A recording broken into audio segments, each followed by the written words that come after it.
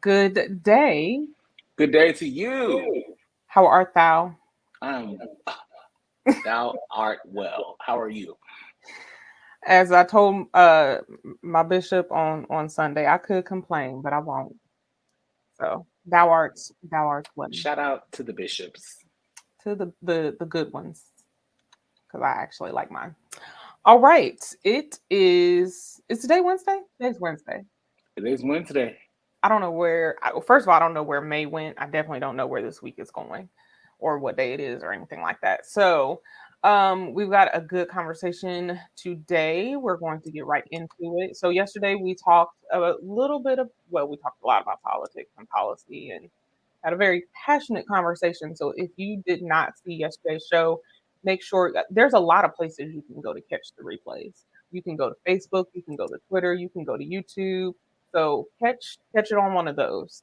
If you missed the conversation yesterday where we talked about some of the bills that have passed between Texas and South Carolina and Florida and the trajectory of things in this nation. But today we are going to talk a little bit about Marianne Williamson, who she announced a month ago that she was going to enter into the race, into the primary. So we're going to talk a little bit about some of the things that she said in an interview. And you say, we say Marianne Williamson so casually. If you follow politics in the last election, then she ran last time against Joe Biden, or in the crew of Democrats running for president. She made some comments at a debate that kind of made her seem a bit off kilter to the general public. She was a thing on Twitter for about 2 days after that experience.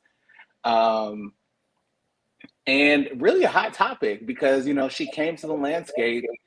People were listening to her. She had a lot of support because she was Oprah's spiritual advisor. That's a huge thing. Like, she's a New York Times bestseller, has been. Her books always skyrocket to the top of the list. Right. And she is, I would call her a humanist, right? So she values humanity. She advocates for humanity. And that's really been her stance. The way that she relays it just isn't. She's relaying it better, though. Like, you can tell she got a new team this time around. And she's definitely improved. So for me to say relays, that's past tense, because I can testify to the fact that she has a new team. She Absolutely. Has, even though there's speculation that people are leaving her new camp, that's what happens. Things scatter. When new management comes to town, people scatter. Yeah, it just is what it is. So we're going to play a clip of a couple of things that she said in a recent interview, and then we'll come back and talk about those, which I didn't realize we were matching today. How do we do that? Not even intentional. It happens. It does. After so many years. After so long. Right. So long, definitely. Here's Marianne Williamson. The president does not play to win, and this was a perfect example of that. So while he was ever negotiating, there were some legal scholars who said he could invoke the 14th Amendment. Others said even if you don't invoke the 14th Amendment, there were other ways he could have gotten the money. So when you say what would the president have done, President Williamson have done, I would never have negotiated with that man.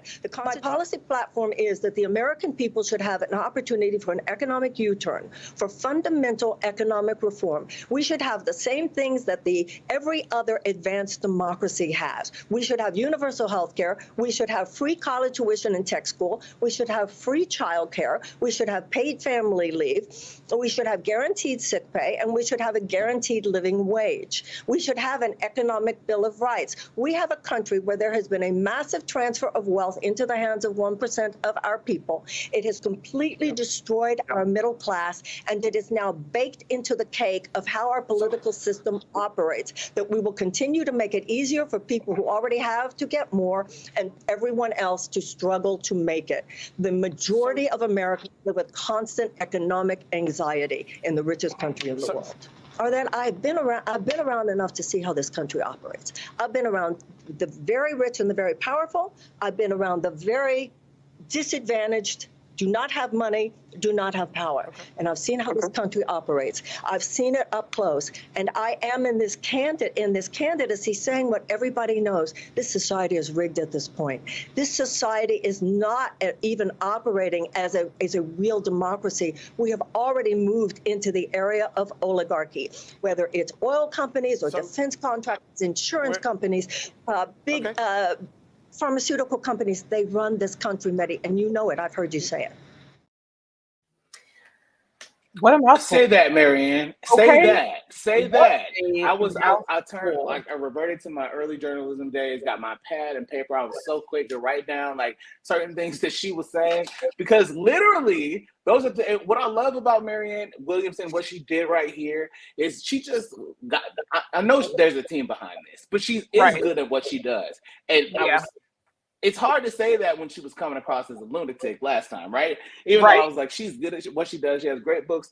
She has a great perspective. And I think she would be a great aid to a president for this country. I do think that she may be even a great vice president, something that you've never seen. Like, I wouldn't, the president part of it has nothing to do with her being a woman, her being a white woman, her being Oprah's former spiritual advisor. For me, her not being president, I mean, I don't feel presidential when I'm listening to Marianne Williamson. And it's only because, and this may be a bias that I have, she sounds just like Judy Garland. And my problem is the tone of voice that she's giving me. I don't know if she's going to give me a spoonful of sugar. I don't know what's coming next with Marianne. And it's mostly because of it's the tonality that's coming. Like, the assertiveness. Now, she is more assertive now, definitely. She's just not, it was a little passive, a little, before. And my issue with like pacifist, I said this with Stacey Abrams. When she ran for Georgia governor the first time, she was telling all these people that she does not want to beat Brian Kemp. Like, out of her mouth, she was saying this. Right. The Democrats, we shouldn't want to beat Donald Trump. Yes, we should. They want to beat us into the response was they want to beat you. Like, you don't want to beat them. We just want to win. Well, it doesn't work like that. I don't hear from Marianne Williamson, like you are advocating. I don't hear that you are okay with beating somebody's ass. And there are people there are some countries, there are some people in America that need their ass beat, right? Are you going to be that enforcer? I'm not feeling it. Now, I do feel something different from you, Marianne. So the window is still open for you to change my mind. I am going to say, I'm going to talk to people about Marianne Williamson and what she's saying, because these things we all need. Universal health care, universal child care, an economic bill of rights. There's no reason that the 1%, top of 1%, people that have the top 1% are the people that control all of the wealth in the country. She's right. Because of all of these people amassing their 1% of wealth, that we support their policies. Republicans, we enable their policies, right? And to think that those people want to give more of of the wealth that they're amassing, no, that has to be forced. So that's what I need from Marianne. I need some force. Here's the thing about asking a woman running for political office for force.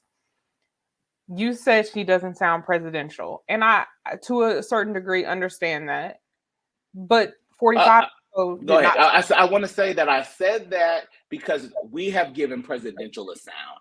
I'm not saying that I have a conception of I do have a conception of what presidential sounds like, because it's turned into a sound, it's turned into a cadence, it's turned into Gavin Newsom from California, right? He is drumming it up. Ron DeSantis, Donald Trump never sounded presidential. Ever. Through his stutters, was sounded like Moses. Joe Biden sounds presidential. Yeah, you're right. Donald Trump didn't sound presidential. But he doesn't know but 70 words, yet he was president.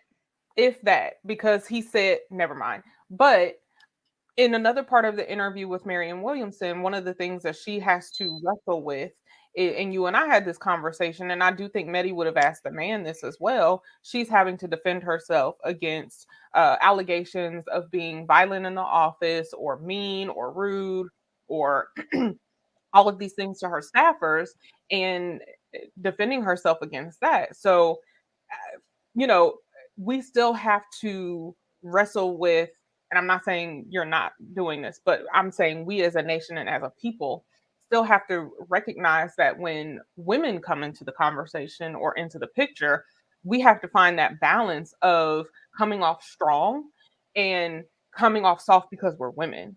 And we're supposed to be these soft and nurturing creatures. And, we can't raise our voice too much, or we can't do this.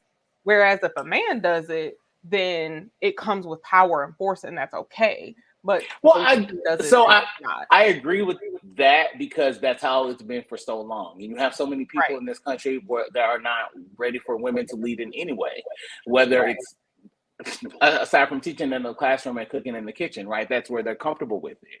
But using Donald Trump as the example, people did have an issue with his tyrant acting ways. They weren't presidential, you know what I'm saying? And that's kind of like, I'm not expecting her to act like a tyrant. And I know that women are often given that stigma, because, or that put in that category because of that stigma.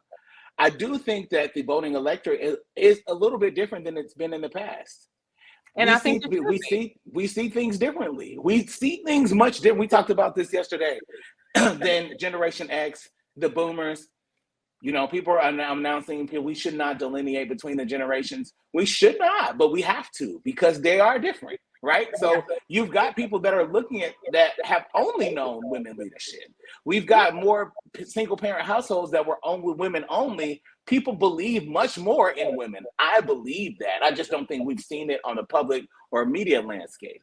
That said, Marianne Williamson, I think because she's not presenting as a lunatic, I think every presidential candidate is going to get scrutinized, right? And they should be. You're going to be the president. So what can happen when you come in and you're stupid, ignorant, all of the George W. George W. was not a bright person at all.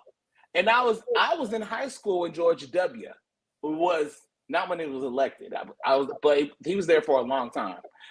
Middle school, I knew he was dumb then. I knew he was dumb. It wasn't from what I was hearing, this was from what I was literally seeing. Oh, this man is not very bright at all. And they are calling him the leader of the free world.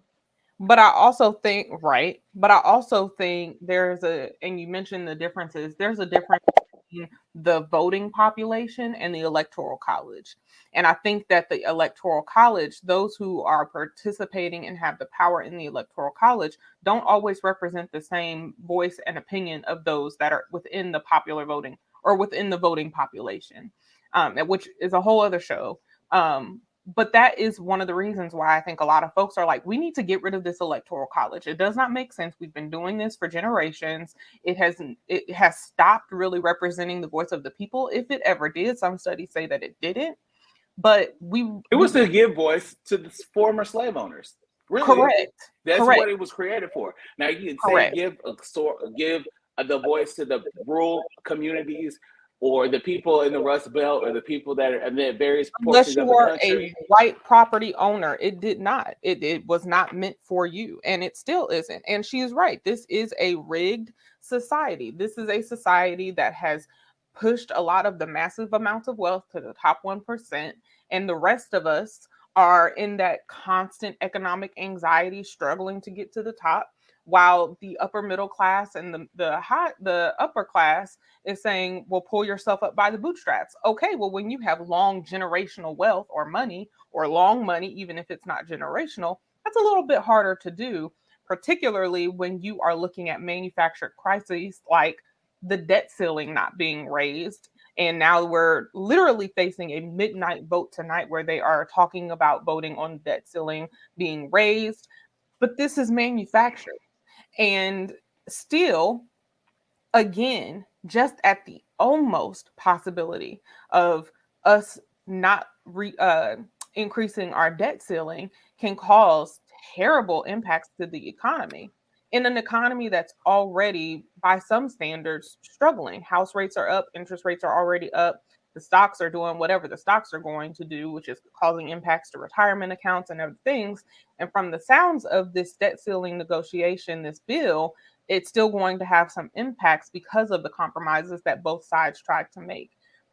Now, that gets into a whole other conversation. With that being said, I agree with what Williamson is saying. I think we should have an economic bill of rights. I think we do need universal health care. I don't think that it should be, well, let me not say I don't think it should be left up to the states, but I do think that there should be more accountability when states make a decision to not care for its people within that state. As I have said before, live in Georgia, where I have a governor who returned federal aid and denied federal aid for our healthcare options here in this state. So our healthcare.gov looks a lot different than it's going to look in New York or in California or in another more progressive state. That is a problem. We don't have free childcare. One of the biggest impacts to families during the pandemic, during the height of the pandemic, was affordable childcare. You could not afford childcare. And so people still had to go to work. They still needed childcare, but it's expensive. It's expensive in general, but it became a really big issue during the pandemic. So if we're looking at some of the things that she is saying, I'm similar to you. I immediately pulled out my notepad and I couldn't find my notepad, so I pulled out paper. But I do think that we have reached a point where, and there's articles dating back to the last 10, 20 years, talking about the United States becoming an oligarchy and not a democracy, where you have that a certain group of people in the society that are Russia. really ruling and reigning supreme over society and making all of the decisions for the rest of us. But again, this leads into the conversation we've been having since we started having these conversations again publicly, because we've always had these conversations. This is why we have to be involved.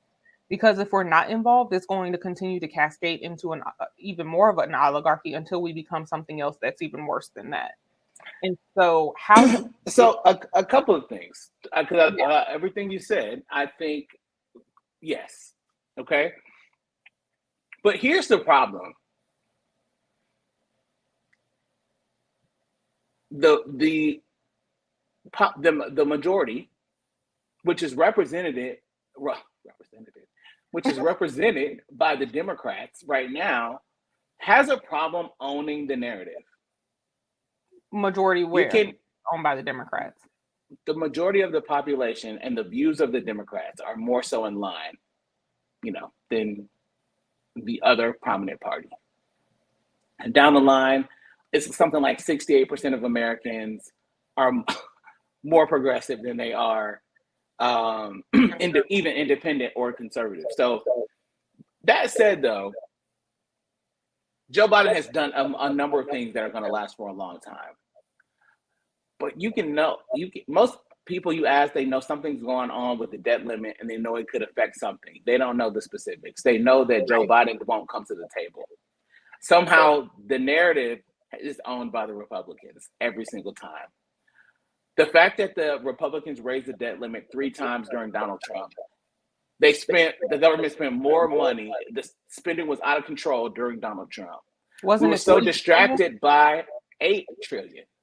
Oh, excuse me. I missed 7 point. Yes, $8 trillion.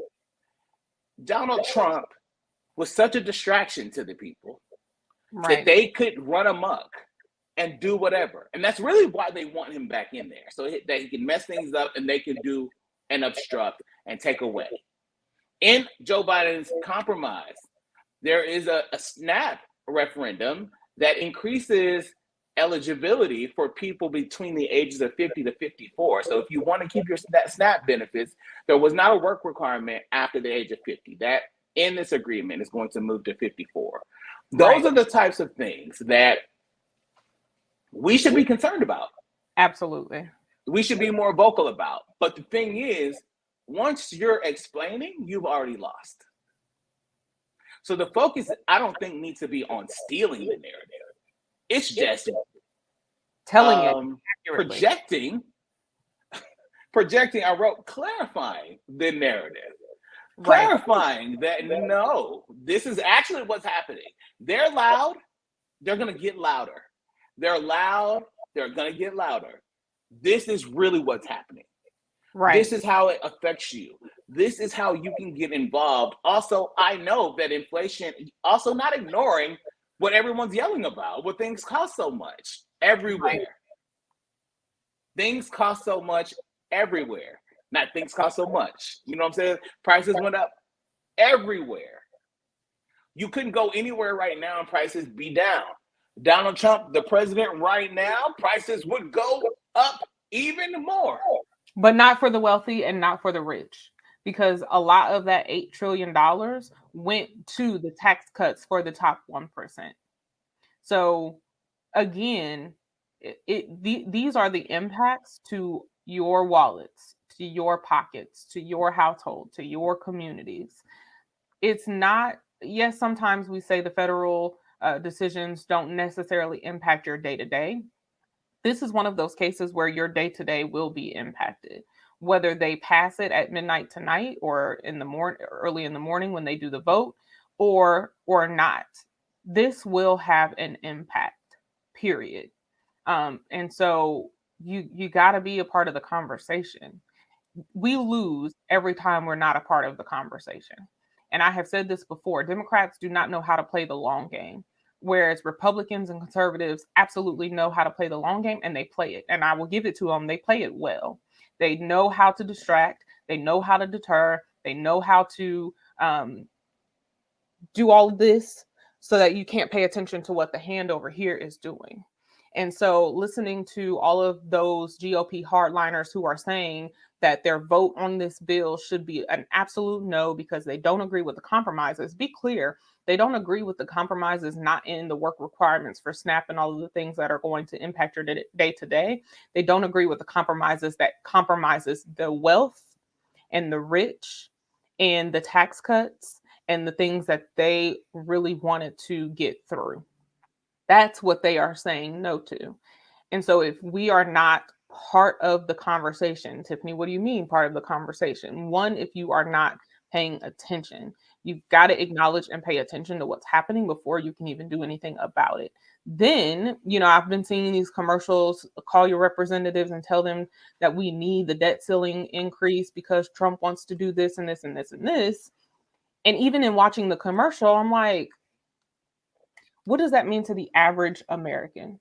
What is that going to do or say to the average American who, like you said, here's a debt ceiling limit and is like, okay, I mean, what's that got to do with me? What do you want me to do about that? We have they be like, I'm still paying my debt off. I'm still paying my debt off. But another impact, if I'm not mistaken, and I know I'm not mistaken. So another impact in this negotiated bill is that Biden gave up the student loan repayment pause. So your student loan repayments will start back in August if this goes through. That's another impact. And so if we are not paying attention to these things, to these conversations, well, the rich will continue to not pay taxes. While the rich will continue to not pay taxes. And so back to Williamson, I think that a lot of the things that she said make sense. I think that a lot of the things that she said we should have been done. One of the other pieces of that interview, she said, it has been up to each generation to decide the eligibility for the president. We have not changed the requirements to be president of this nation since the beginning. There are only 3 requirements to be president in this nation. None of them are education. None of them are business degrees. None of them are you have to have a certain amount of wealth. It is easier to become president in this country than it is to start a marijuana business.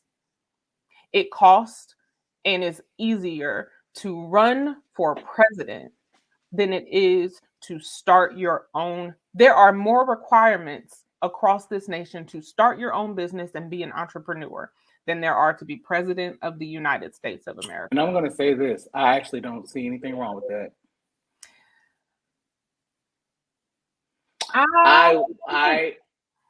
And I use Donald Trump as the example of we need to stop telling children that everyone can be president.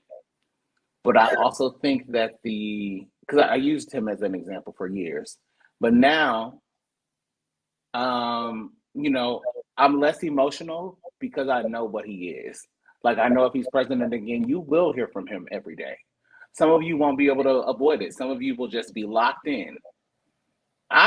Listen, there's certain things that I'm just at this point. I won't be explaining my reasoning. I'm not making any announcements. I'm not doing anything. I'll just be out because I'm not doing it because it wasn't good for my health. I say that to say though, education in America isn't what people claim or want it to be. And even the educated, we want it so bad.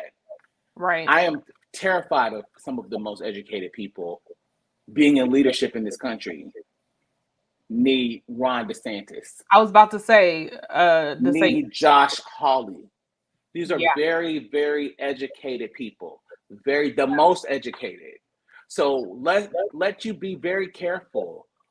I don't think that, and that's the problem. The people believe that you need education to be in politics, and you don't. I don't think you can run and govern your own people locally. Does the president need some experience governing? Yeah. Does the president need some leadership experience? Yes. Does he necessarily, or she, or they necessarily need to be a long-time politician, in my opinion? No. No, but you do need they're terrible. They're terrible. Your long-term politicians are terrible. Literally. Think about all of the people in your community who have been in office, commissioner, representative, senator, whatever, and they've been in that position. I'm sorry, they are terrible people. For 20, 30, 40 years. That's a problem.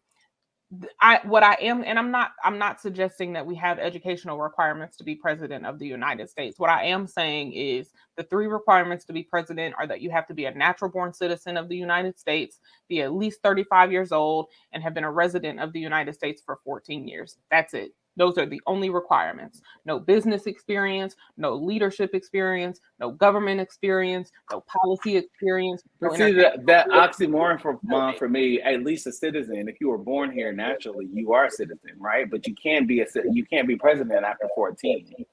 So what is that 3rd requirement for? What, being a resident for 14 years? Yeah. That's a fantastic question, because when you really think about it, our founding fathers weren't natural born citizens of the United States of America. Right, which is why they put that in there. I understand that. Right. But if you're a resident for 14 years, then you were naturally born. I mean, then you were according to those rules.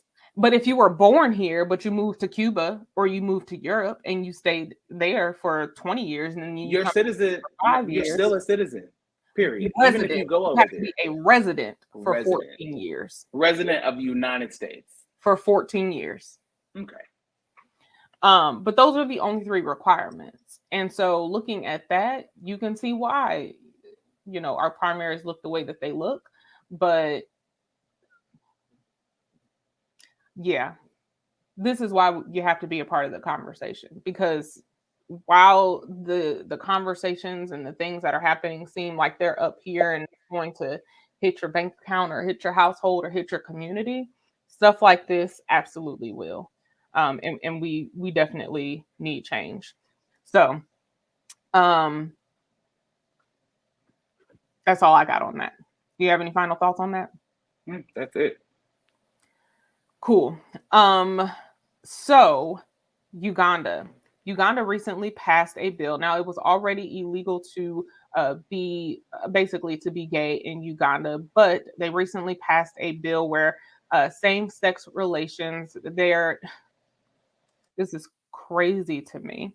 But for aggravated homosexuality, according to NPR, it is calling for the death penalty. This involves or is defined as same-sex relations involving HIV positive people, children, or other vulnerable people. Anyone convicted of attempted aggravated homosexuality can be imprisoned for up to 14 years.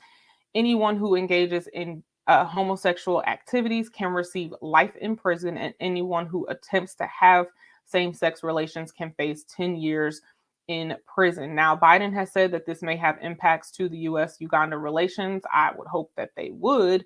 But this anti-LGBTQ legislation furthers the already shameful and disrespectful, dishonoring, so many adjectives come to mind.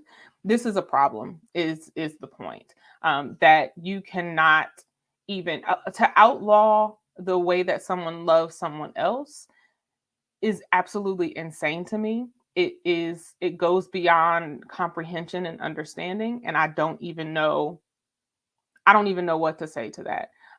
Other than it's hard to not tie in what's happening here with what's happening in Uganda as well. Because again, we've already talked about what's happening in Florida, what's happening across this nation, where drag shows are being outlawed or banned, and different efforts are being put in place to oppress LGBTQ. So Uganda, this is one of those where I'm not sure if you fight or leave. Amnesty International has been involved. Like I said, Biden has already made a statement saying this might impact U.S.-Uganda relations. I don't know if that will involve sanctions or what that looks like, but the National Security Council is evaluating what the implications of that may look like. Human rights officials and offices and organizations, of course, are also trying to get involved, while Parliamentary Speaker Anita cheered the decision, saying in a statement that the president had answered the cries of our people in signing the bill. With a lot of humility, I thank my colleagues, the members of parliament, for withstanding all the pressure from bullies and doomsday conspiracy theorists in the interest of our country. I don't think this is in the interest of the country. I don't think this is in the interest of the people. I think that this is abhorrent and a terrible, terrible bill to pass at any point. It is anti-LGBTQ. So you know what? I know we didn't talk about this before, but I am going to say, here is your warning. Now we are issuing a warning for Uganda. Do not go there. It is not safe. They have passed this legislation. There's no way around it saying that it is anti-LGBTQ. It is, period. Next story, and then I promise I'm done. Jam Master Jay. There were, if you recall, there were already 2 arrests made previously, and now a third person has been charged in the 2002 murder of the legendary hip hop artist Jam Master Jay. Jay Bryant, who was 49, has been indicted in a grand jury that was convened along with the 2 other men who were charged in the fatal shooting of Jam Master Jay. This is nearly 3 years after the first 2 were indicted and arrested. Jay Bryant was arrested on unrelated federal drug charges.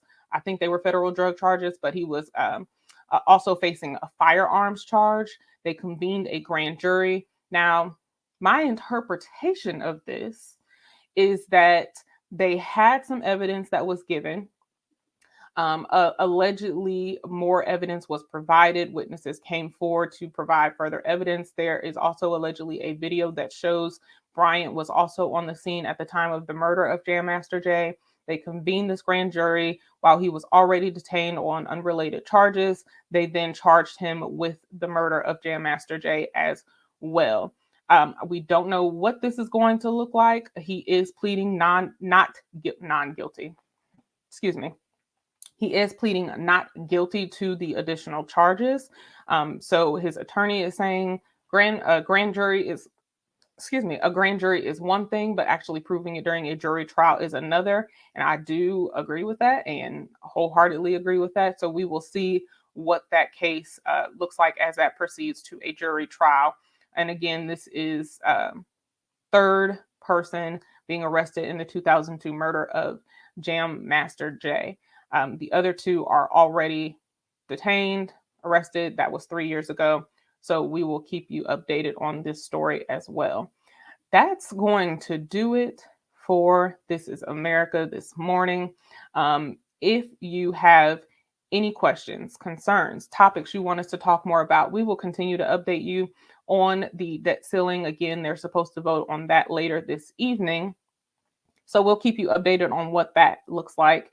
If it goes through, if there are any more adjustments, we'll let you know that as well. And we'll continue to talk about the impacts of that as well. Honorable mention, Governor Chris Christie is also supposed to announce that he will be running for president.